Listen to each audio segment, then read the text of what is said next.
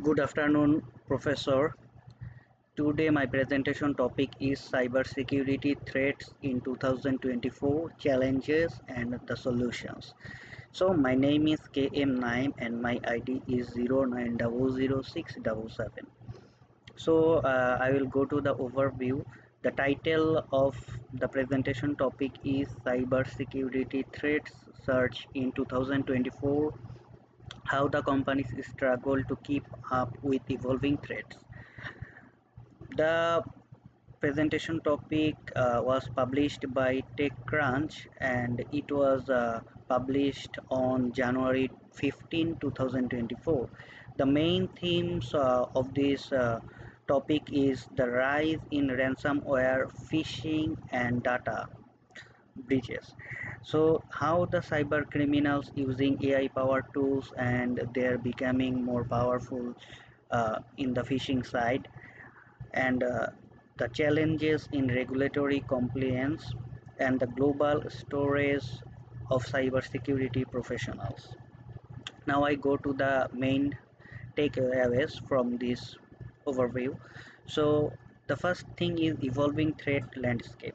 So cyber attacks are becoming more sophisticated nowadays because the hackers are using AI tools. Thus, they can enable attackers to bypass traditional defenses. The second one is proactive versus reactive security. So, the organization must take the proactive security rather than the reactive security, including the continuous monitoring and employee training.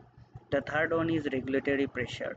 So, compliance with GDPR, CCPA, and other regulations is driving organizations to to strategically the more strength and security infrastructure. So, how the cybersecurity workforce shortage? So, mainly they are very vulnerable in the attacks. So, this kind of things are happen. Now I go to the IT governance and risk management system. So what does it mean by IT governance framework? So it mainly aligns the cybersecurity measures with business objectives and regulatory requirements. So you must fulfill the requirements so the business objectives will be preserved. As an example, you can think that a framework that can assess the risk and the mitigation of it. And the second one is the risk management. So what is the risk management? We have to calculate how the risk will be generated and what are the reason behind it. So the proactive measures like continuous monitoring, incident response are very critical in this kind of situation.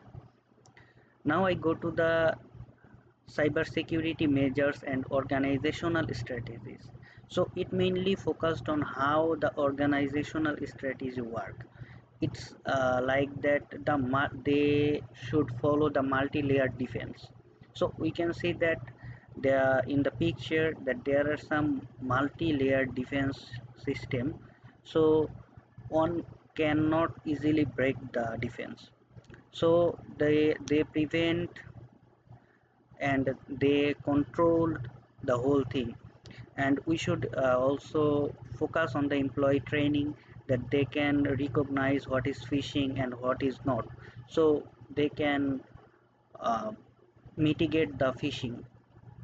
So it also depend on the cultural shift, like not only the technical requirement but the organizational culture will also be followed in this kind of situation. Now I go to the regulatory compliance and data privacy. So for data privacy, we have to emphasize the data protection, transparency, and consumer rights. So you have to follow all the three things: protection, transparency, and consumer rights. So data governance framework. So if it was a framework, then there is less chance of phishing, and there are some legal and financial risk also, like it can depend on customers trust and reputational damage. So you have to follow all the three things to become more private your data and become more convenient. Now, data quality and governance. Data integrity and security is the first thing. So a strong data should be accurate, accessible, and protected from unauthorized access. And the impact of data breaches.